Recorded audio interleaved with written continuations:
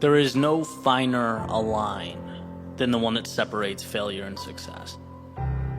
When you think about how a fraction of a second, an unforeseen variable, a slight miscalculation can ultimately mean the wrong result.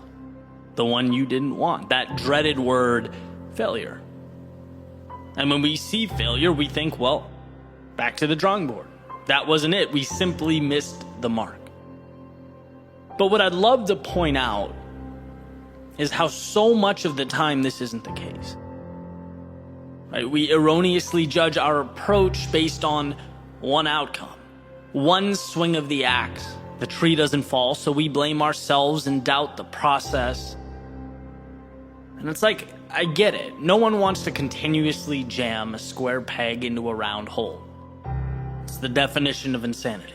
Doing the same thing over and over again and expecting different results. But I'm not talking about that.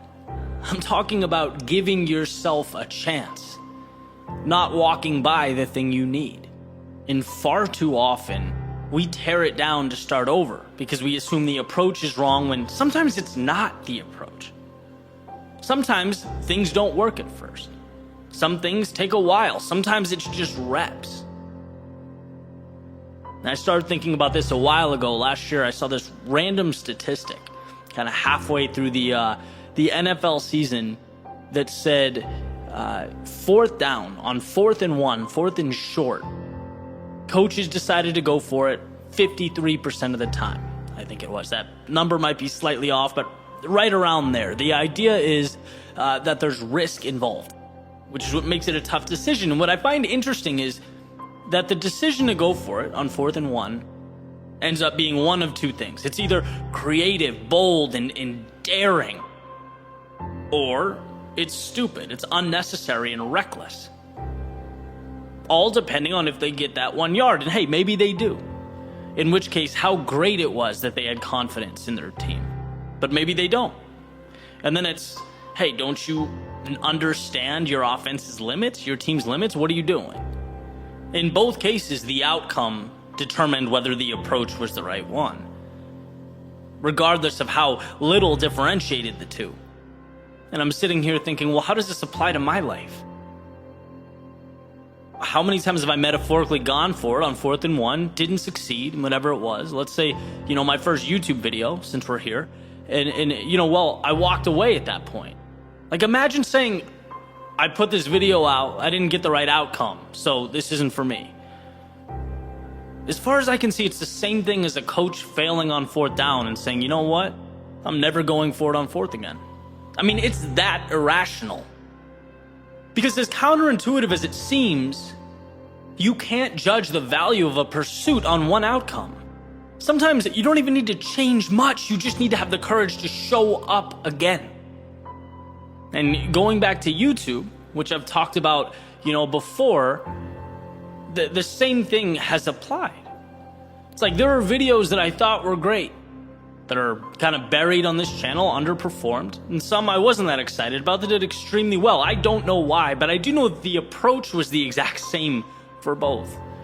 No difference.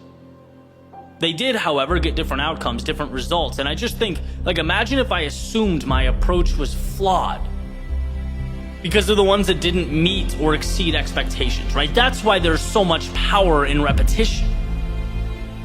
And yeah, like the coach on the side of the field, we're examining, we're adjusting, we're improving, but the point is, why be so quick to doubt ourselves and our ideas and our plans?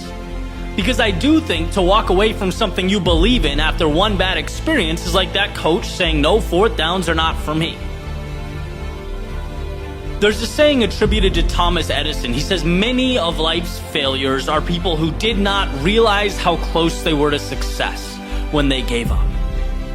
How maybe it was a slight tweak, maybe it was a minimal change in perspective, or maybe it was just showing up one more time, picking up the axe and taking one more hack at the tree. And that's really it. The most important lessons we learn in life are simple. Simple to understand, but they elude us. And so let's remember that. Making our way into the world, how fine that line is between success and failure. how sometimes they look like one another, how the very thing needed to win, overcome, succeed, likes to disguise itself as failure and suggest that you try something else.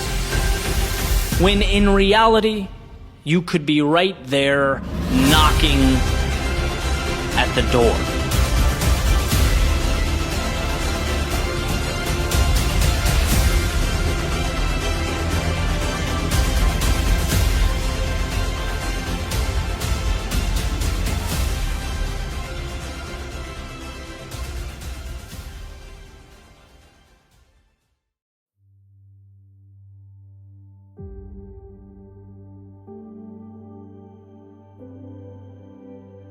Sometimes what we need most is not what we think we need most.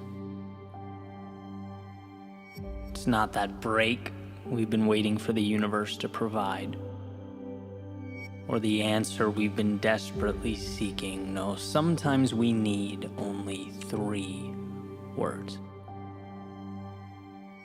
Don't give up.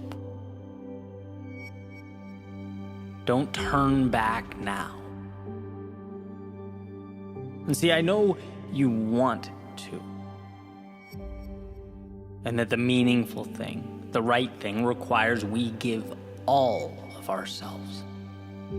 It, metaphorically speaking, is the most expensive, exhausting, sometimes disheartening. But this is your reminder that there will come a point when you look back on this moment and the best thing you'll have ever done will have been continuing to put one foot in front of the other, continuing forward despite the circumstances, towards that which means something to you. I remember in South Florida, a handful of years ago, I'd just moved down here and was exploring the area a little bit, looking for a place to live, and I found this kind of odd little park in between a parking lot and the beach. And I pulled over, just started walking around, and ended up sitting down on this bench that faced the ocean, and just looked out for a while. I remember looking at the people who all seemed so happy. They all seemed fulfilled, looked like they had it all together. I looked at the ocean that was so much bigger than me, so vast, so powerful. At the non-stop stream of planes flying overhead that all seemed to have a direction, a purpose. They had their courses mapped. And I think I remember it so vividly because I'd never felt more alone than at that moment. Like deeply, painfully alone. And it's not that I enjoy bringing up these types of experiences. I bring them up because time has revealed repeatedly that from these moments of doubt and sometimes even despair come what we need most. So long as we don't run from what the world is trying to provide us. It's as though we must experience emptiness before we can become fulfilled. We need to be overcome with this sensation that there's no way out before realizing that there is always a way, so long as we're willing to find it. And the pain associated with that willingness, well, it far outweighs the alternative. I often break things down into this dichotomy of the easy, meaningless way versus the hard, meaningful way. But that may be oversimplified, right? Easy compared to what? Hard compared to what? It's easy to shut down when we're at our lowest. It's easy to stop when it hurts. But easy now evolves into what's actually incredibly difficult tomorrow. A difficult, heart-wrenching, regretful forever. Admittedly, a controversial figure, but regardless, one of the most important quotes I've ever read was by Lance Armstrong in his book, It's Not About the Bike. He says, pain is temporary. It may last a minute, or an hour, or a day, or a year, but eventually it will subside, and something else will take its place. If I quit, however, it lasts forever. See, the easy thing versus the hard thing is too simplified, void of imperative context. The question is, in our darkest moments, will we stand up when it hurts so that we can walk, run, and ultimately sprint towards what matters? There's a realization that helped me. Because when we're in these situations, the thought goes like this: things are wrong, things are broken, my life isn't what it should be. I need to fix this and make it whole, make it right, so I can live a good life like everyone else. Like, there's a deep loneliness associated with that misconception, as though the world is put together, but I am not. Well, let me dispel that notion and end that narrative. The world is a series of objects that mean nothing other than the value we place upon them. 7 billion people, all fighting their own battles, all trying to make sense of things, all pretending like the little fairy tale they've manufactured in their heads is the real thing or the right thing, when in actuality we are all just passengers along on a ride we do not understand, fighting battles that we don't often comprehend and cannot grasp. But you are not broken. You are human, perfectly imperfect, equipped with the tools to take another step forward despite the chaos and the uncertainty. Steps that become, in the end, everything. I remember reading about Jefferson, how he had migraines so severe while president that he would do most of his important work in the morning because of the high probability he could literally be incapacitated from noon on. And I just thought, man, we are all fighting battles. We're all doing what we can to make the most of our circumstance, to redirect discomfort into opportunity and pain into progress. And what's most incredible is that we can. There's a saying that it's not supposed to be easy, that getting where you need to go requires the treacherous path associated with a hero's journey, the vast unknowns, the questions that remain unanswered for extended periods of time, the villains that seemingly inject themselves into our lives. Please understand that this is not a reflection of you, who you are and your capabilities. This is the game of life. This is today's difficulty in exchange for tomorrow's meaning. The pressure that creates the diamonds, and you don't have to be sure of anything other than that you know you will continue stepping forward. Because you can. Things won't always go right, but in the failures are the new tools to grow and redirect. You won't always feel on top of the world, but it's in the valleys of despair that we're forced to truly analyze, to think deeply, reapproach. And perhaps most importantly, you may have days where you let yourself down, fall short, perhaps lose sight of the courage to which you have attached your dreams, but that's okay. You are defined not by your mistakes, but by the present moment. Not some impossible expectation of perfection, but by your ability to rise and rise again, when it requires all of you to lift your head up and carry on. So go into that unknown, where fear is transformed into courage and doubt to strength. Go. Because if not here, where? And if not now, when? Go. All you need, you have. And when life finds you sitting down on a park bench, staring out at a world that feels too big and too complex, that seems impossible to navigate, find it within yourself to smile. Smile because of what you've already overcome, what you've been through, who you are. Remember that you are exactly where you need to be, staring up at the meaning in life as opposed to down at your feet. Now go. No miracles here. No mountains need be jumped or oceans crossed.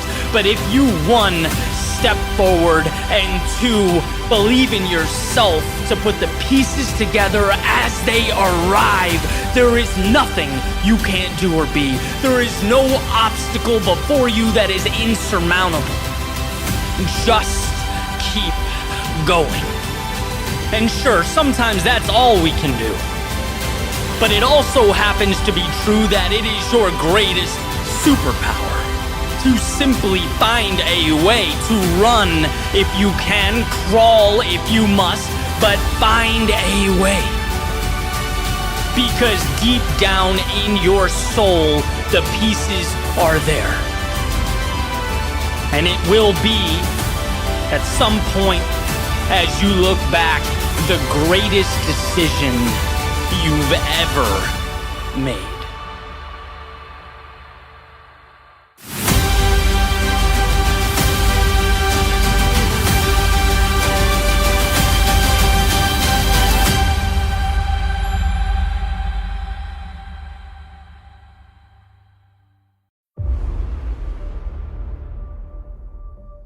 Stop apologizing. Stop apologizing for who you are, what you believe, and how you see the world. Stop apologizing for your failures. They lift you up. They push you to be more. Stop apologizing for being different, unusual, or unique. There's a saying that if you are lucky enough to be different, don't ever change. Embrace that. Hold it. Stop apologizing for taking a path less traveled, for breaking away from the pack. It's not an insufficiency.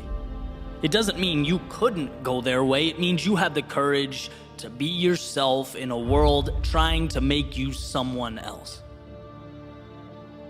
Stop apologizing for words that don't align with someone else's ideology or worldview. Your job isn't to appease or conform.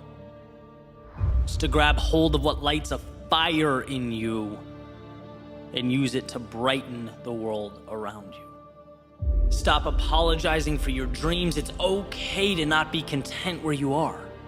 It's okay to want to grow, to become more. The roots planting them to the ground, they are not yours. And why waste the opportunity beyond the horizon of your current existence? See, having the courage of your convictions is like unlocking your mind. Realizing that, yeah, you have the key and you've had it all along. No one else gets to set your parameters. They don't get to tell you what's right or what to believe. The people around you are not moral arbiters. They're not protectors of truth. Remember that. Remember that no one knows better than you what's best for you. That's why there's power in intuition, in following your beliefs, your strengths, in doing what makes you happy, relentlessly pursuing what makes you feel alive. The thing about dreams, ideas, potential, they're always meaningless until they're not. See, everything is crazy until it exists. So protect it. Don't bow down to pressures of now simply because you have not yet built tomorrow. You will. If you want it, you will. some messages, they are incredibly simple, and this, my friends, is one of those. You have everything you need to become who you want to be. Right now, as you listen to this in real time, you don't need approval or permission or acceptance. You don't need to belong or be told it's normal. You simply need to start. To know that you will pick yourself up when you fall and keep going. Not apologize, but continue placing one foot in front of the other. Not look externally for a will to carry on that only exists within you. See, the second you begin rewriting the rules, changing the game, you put yourself in position to emerge victorious.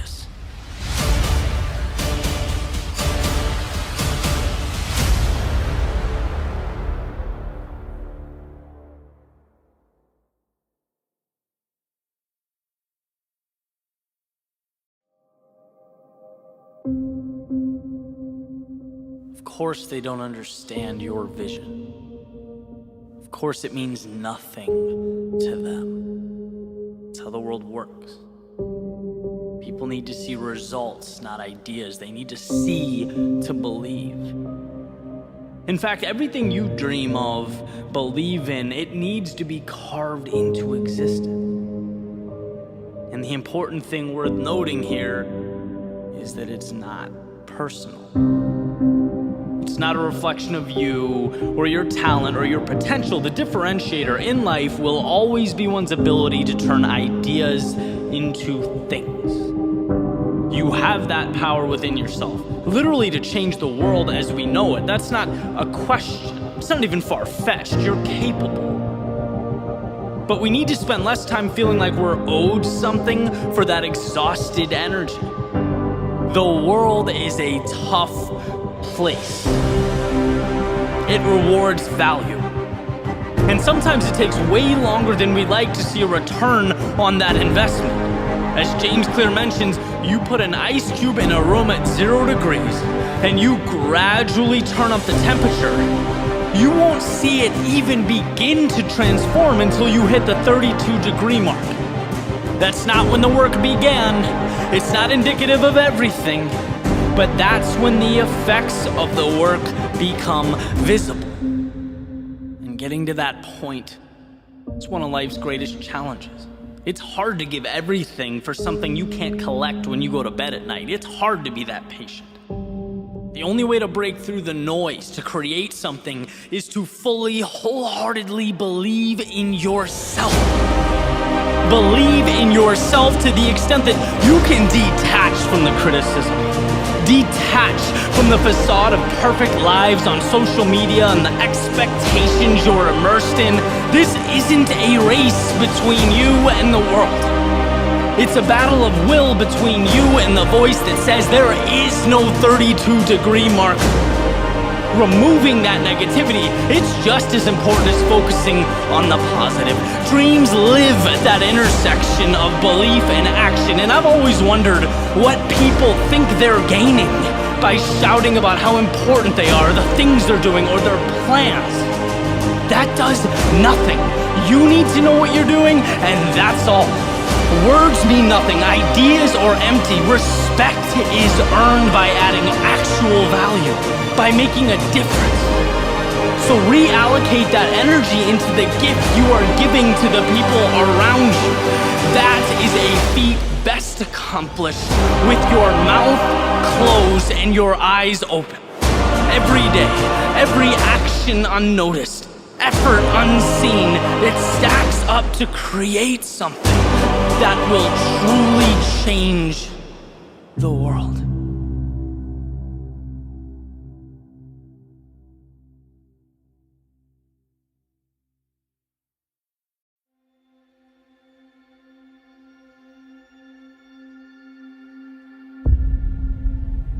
Do you believe? Do you believe that this world is yours? That space and that time are trustworthy passengers on your journey? Do you believe in the unseen? That what we know and what we don't, What's possible and impossible, they're not so different. They just need to be connected. Do you believe that one person can be the difference? That courage is a choice, and that if you have something to say, not saying it is a tragedy? Do you believe in your resilience? That when your back is against the wall, that when all seems lost, when everything is in doubt, we are presented an opportunity to evolve into something more? Do you believe that there is a way? That when the road ends, there is another path? That when you can't go around, you can go through? And when you can't go through, you can go over? Do you believe that the darkness before you is merely the absence of light? A light waiting to be created, brought to life? That nothing is meant to be, any void can be filled, and you are in fact the architect of that light.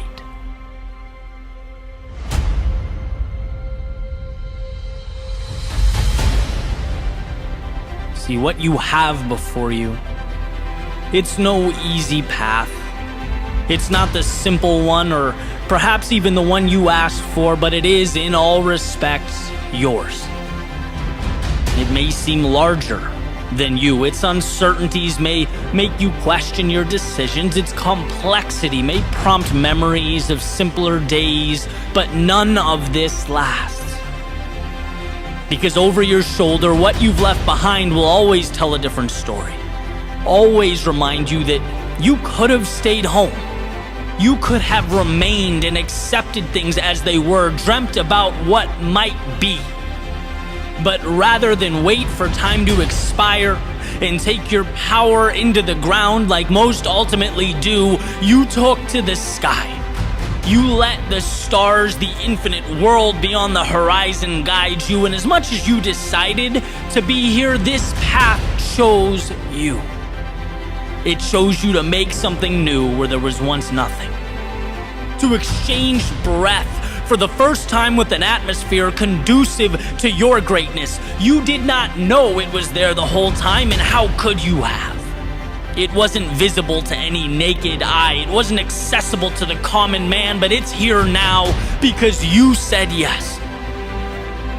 So please hold on to that courage, because it's everything. The difference between accepting the now and rewriting history is belief. Belief in a tomorrow that is different from today. And as you make your way into this darkness, be proud. As you enter that which most wouldn't dare to confront, hold your head high when you falter, stumble, when the ground under you begins to shake. Believe not only in your pursuit, but in your resilience. Life remains cold and dark until we find the courage to do something about it. Until we step out of the shadows. See, you aren't escaping the emptiness you're leaving behind. No, you are the one who will give that emptiness life. The maker of a new universe. You are the architect of light.